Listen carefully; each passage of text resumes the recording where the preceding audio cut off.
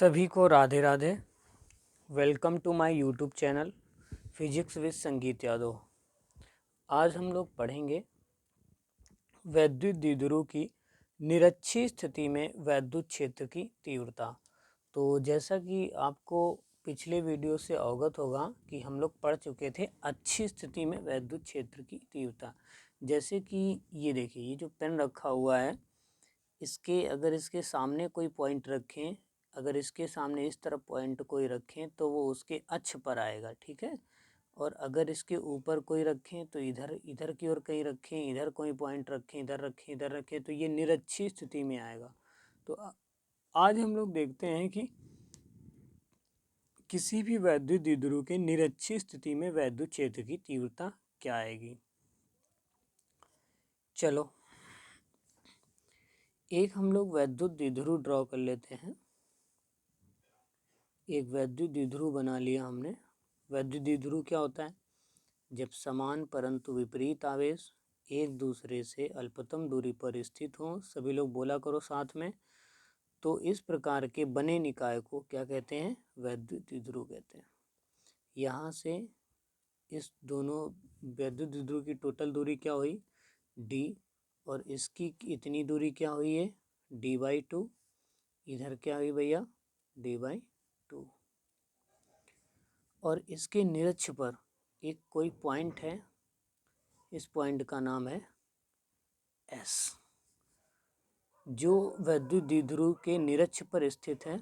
और निरक्ष से इसके बीच की जो दूरी है वो कितनी है? R। क्या है? R।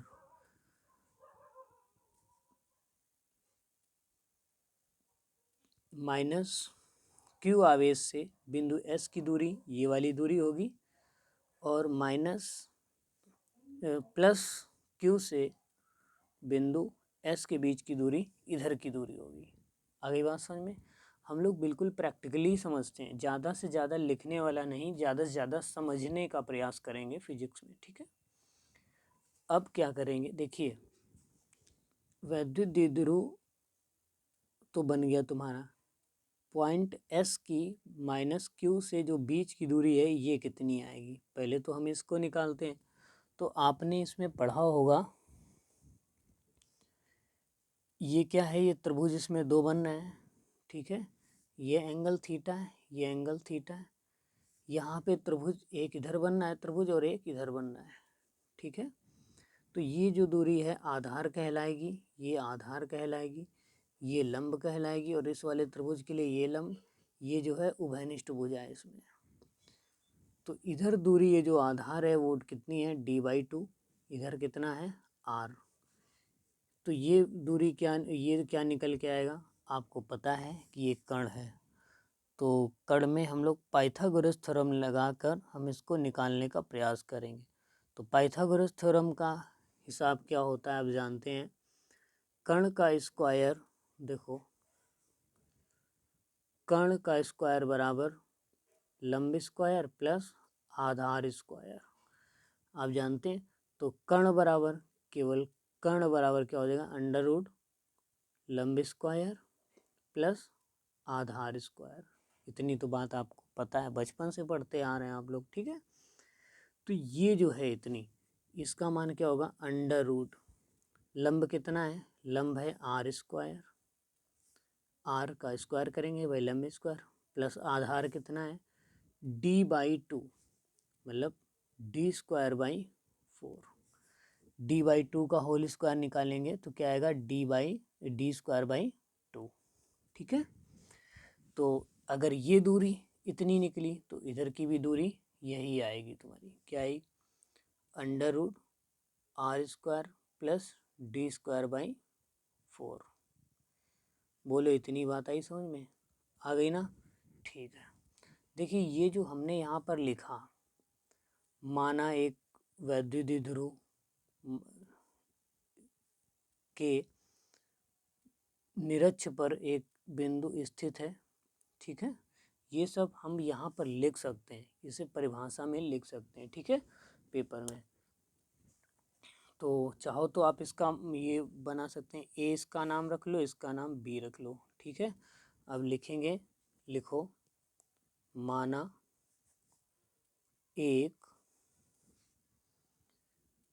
वैद्युत द्विध्रुव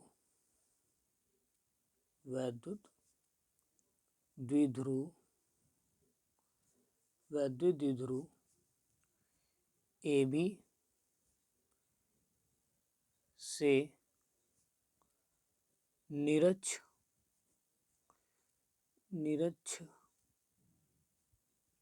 पर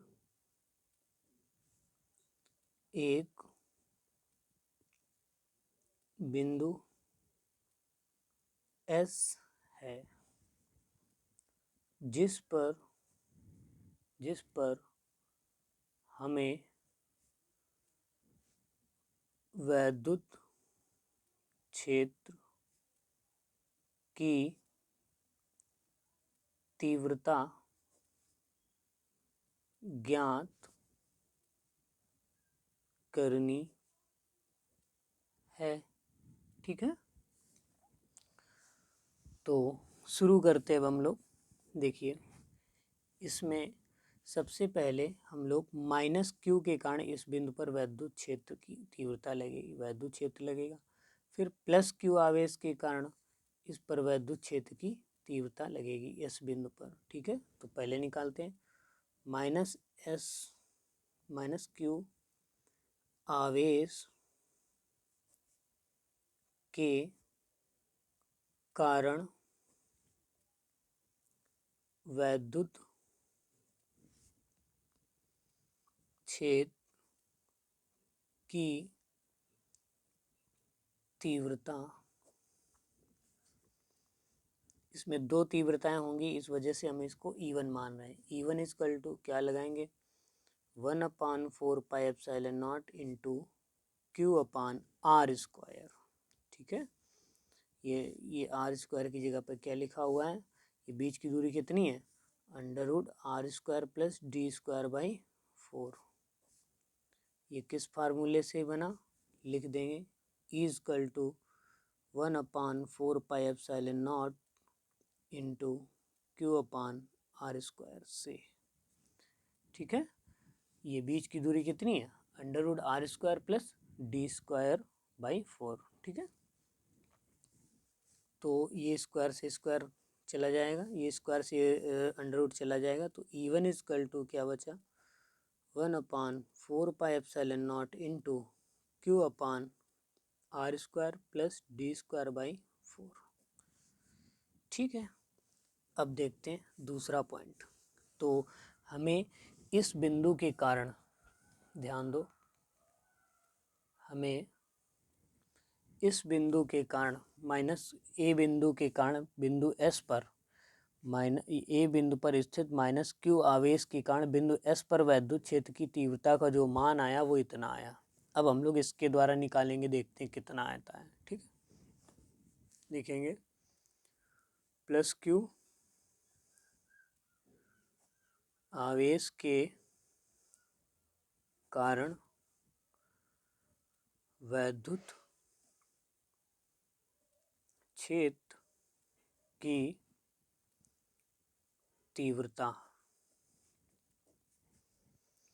E2 इक्वल टू 1/4πε0 Q/√, ये बीच की दूरी कितनी है, यही है, √r² + q²/4, r² + d²/4 का होल स्क्वायर। कहाँ से, क्योंकि E इक्वल टू आप जानते हैं 1/4πε0 इंटू Q/r² से। ठीक है, तो आएगा क्या, E2 इक्वल टू 1/4πε0 इंटू, ये से ये ख़त्म, Q/r² + d²/4। इतनी बात आ गई समझ में।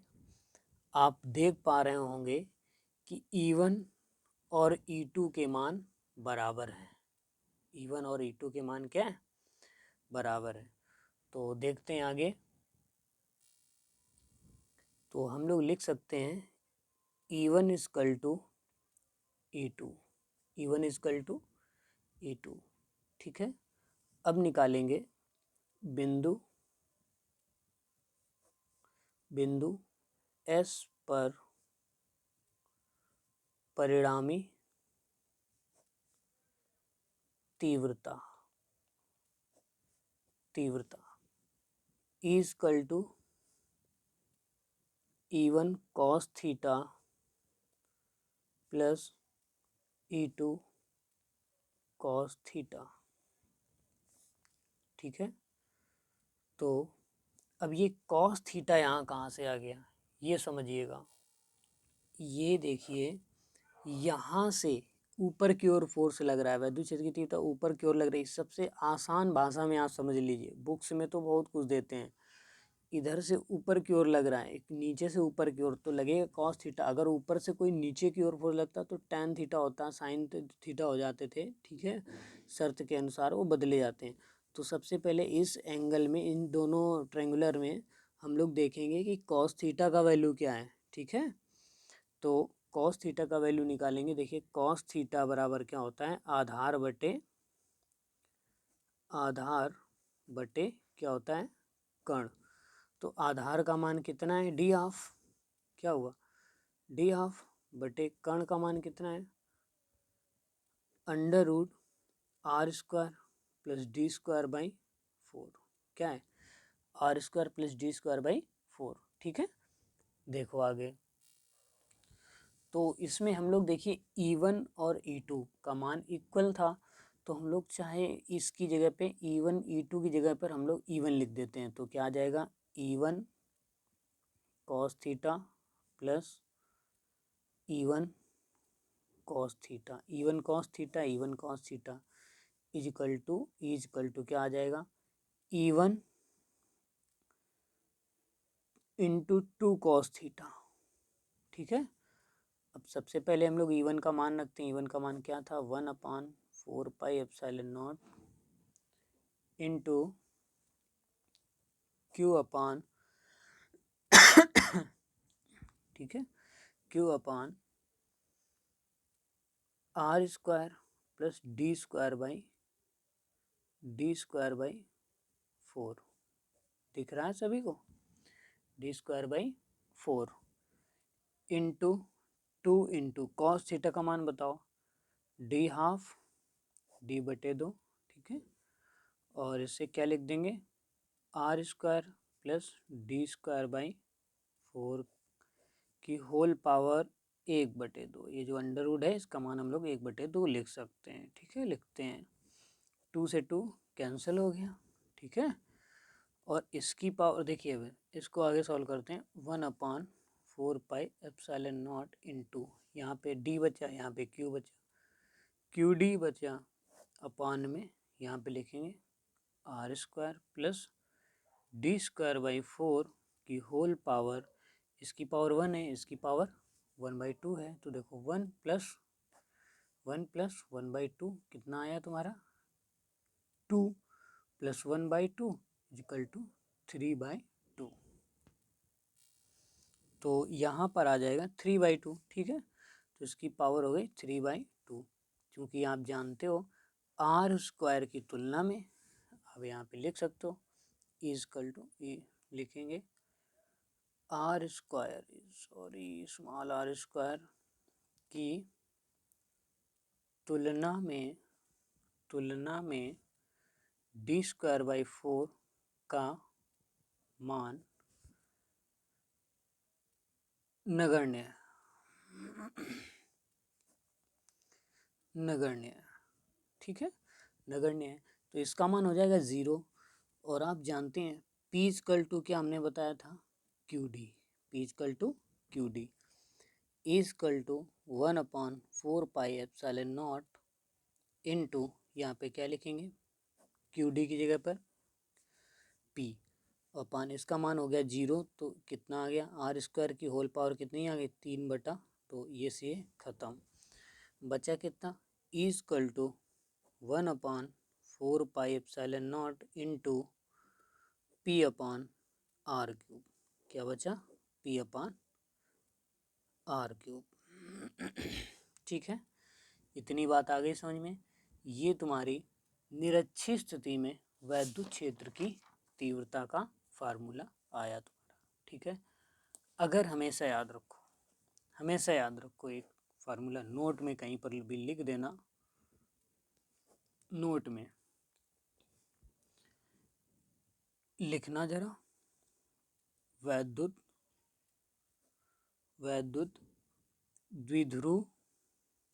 द्विध्रुव के कारण किसी भी बिंदु पर वैद्युत क्षेत्र की तीव्रता, वैद्युत क्षेत्र की तीव्रता इक्वल टू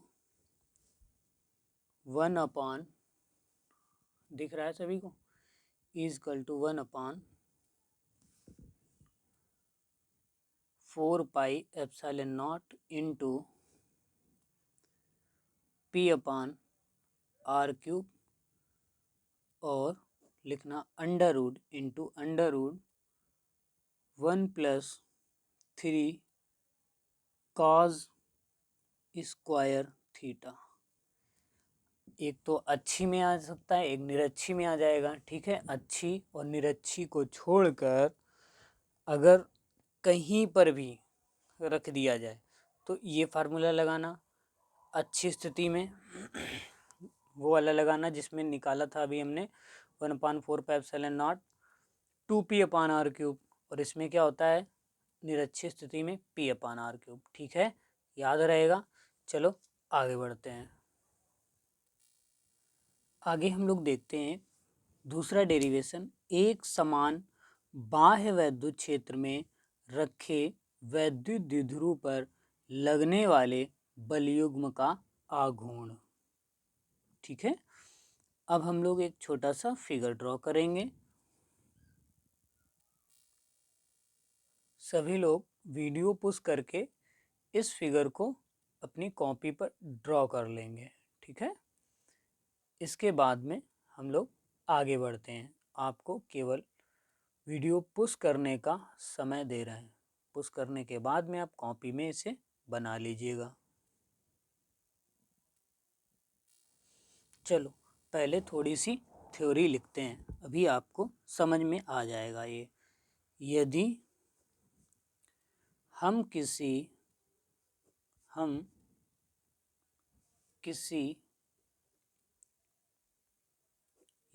किसी वैद्युत द्विध्रुव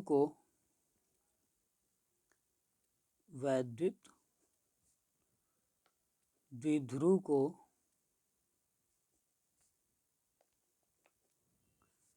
एक समान चुंबकीय क्षेत्र में रख दें, समान चुंबकीय नहीं, वैद्युत क्षेत्र, एक समान वैद्युत क्षेत्र में रख दें तो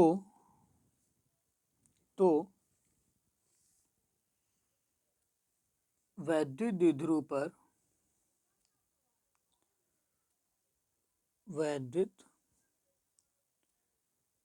द्विध्रुव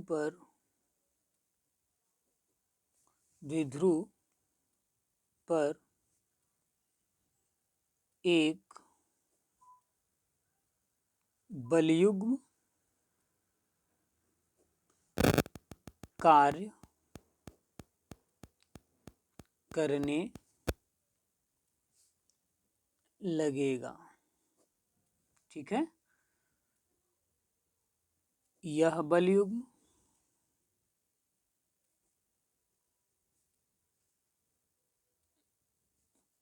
वैद्युत द्विध्रुव को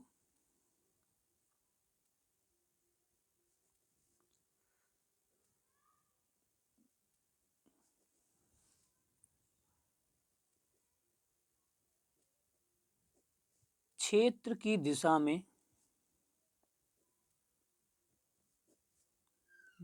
में संरेखित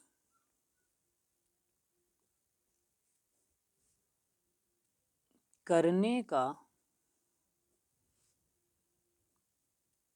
प्रयत्न करेगा। ठीक है,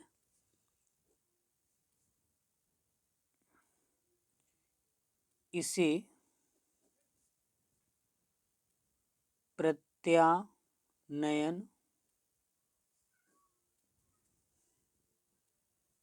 बलयुग्म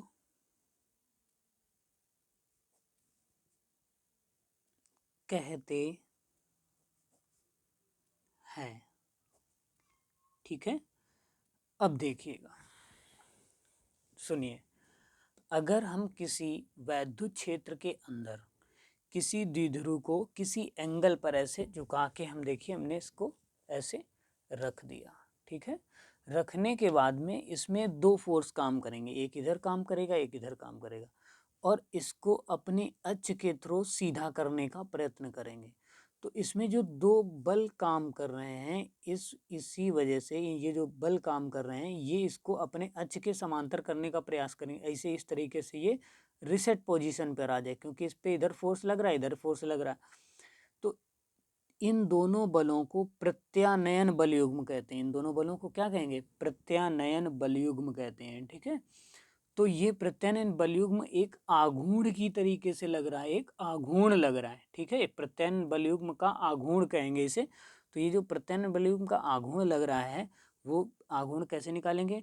टाउ बराबर, बलाघूर्ण का फार्मूला क्या होता है? टाउ बराबर एक बल गुणे दोनों बलों की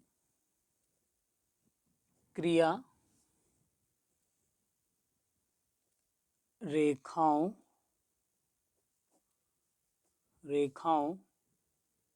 के बीच की दूरी। ठीक है, एक बल कौन सा उठा लेते हैं? F इंटू दोनों बलों की क्रिया रेखाओं के बीच की दूरी। देखिए दोनों बल की क्रिया रेखा, एक ये क्रिया रेखा और एक ये, इनके बीच की दूरी ये। ठीक है, ये दूरी कैसे निकालेंगे? देखिए इसमें हमें क्या दिया जा रहा है? ये कण है, ठीक है, और ये आधार है। तो आप जानते हो, ठीक है, और ये क्या है? तुम्हारा लंब है। तो तुम जानते हो साइन थीटा बराबर लंब बटे कण। ठीक है, तो लंब बराबर क्या आ जाएगा? लंब बराबर आ जाएगा साइन थीटा इंटू कण। ठीक है, तो कण कितना है? डी। ये कण कितना है? डी। तो इसे लिखेंगे, ये डी लिखा हुआ है ना, ये गलत लिख गया, क्यों? ये डी है, डी। तो इसे लिखेंगे डी डी साइन थीटा लंब बराबर। ठीक है, तो यहाँ पर लिखेंगे D sine theta, D sine theta, sine theta. आपको पता है कि इजकल टू क्या होता है? F upon Q not, F upon Q not. ठीक है यार, एफ अपान क्यू नॉट। ठीक है, तो एफ बराबर क्या हो जाएगा? E Q not equal to F. तो एफ की जगह पे क्या लिख देंगे हम लोग? E Q not D sine theta. और यहाँ पर क्या लिखेंगे? चूंकि आप जानते हो P equal to Q D, तो या डी क्यू या क्यू डी, बात तो एक ही है। तो ई इजकल टू आ जाएगा, इधर आ जाएगा, यहाँ पे क्या लिखेंगे? पी, तो लिखेंगे साइन थीटा। तो जो इनके बीच में बल आघूर्ण लगा उनका मान क्या आया? उसका मान क्या आया? पी ई साइन थीटा या ई पी साइन थीटा, ठीक है, ई पी साइन थीटा। मात्रक इसका क्या होगा, इसका मात्रक होगा तुम्हारा एक बल दोनों बलों के बीच की क्रिया रेखा की दूरी, तो बल का मतलब क्या हुआ न्यूटन, न्यूटन बल का मात्रक क्या हुआ न्यूटन, और दूरी का मीटर। आ गई बात समझ में, इसका न्यूटन मीटर हो गया। अब देखिए नोट में कहीं, नोट में लिख लीजिएगा, इसी में नोट में लिखो किसी वैद्युत द्विध्रुव का, किसी वैद्युत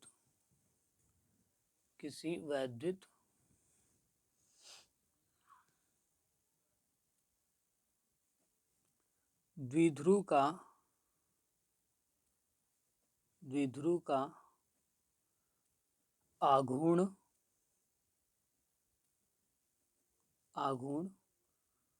उस बल युग्म का आघूर्ण है जो कि वैद्युत द्विध्रुव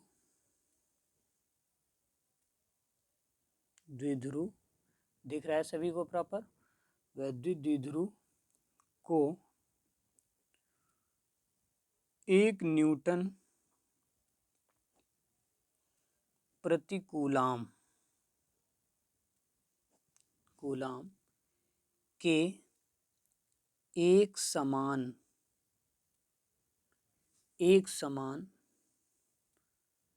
वैद्युत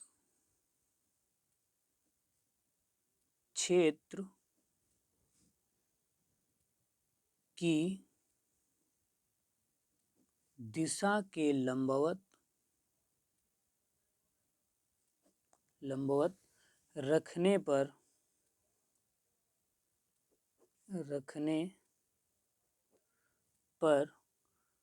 वैद्युत द्विध्रुव पर लगता है, वैद्युत द्विध्रुव पर लगता है, ठीक है। तो उम्मीद है कि आपको समझ में आया होगा। अब इससे आगे हम लोग नेक्स्ट वीडियो में पढ़ेंगे। कुछ बच्चे कमेंट करते हैं कि वीडियो में ब्लर दिखता है, मतलब जो लिखते हैं हम वो साफ नहीं दिखता है।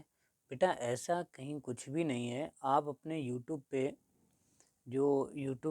पे जैसे वीडियो देखते हो तो उसमें बाईं ओर या दाईं ओर एक ऑप्शन होता होगा कि उस जो वीडियो की क्वांटिटी है, उसकी जो क्वालिटी है, उसको आप बढ़ा के देख सकते हैं। उसको आप डाटा सेवर पे लगाएंगे तो ब्लर ही दिखेगा।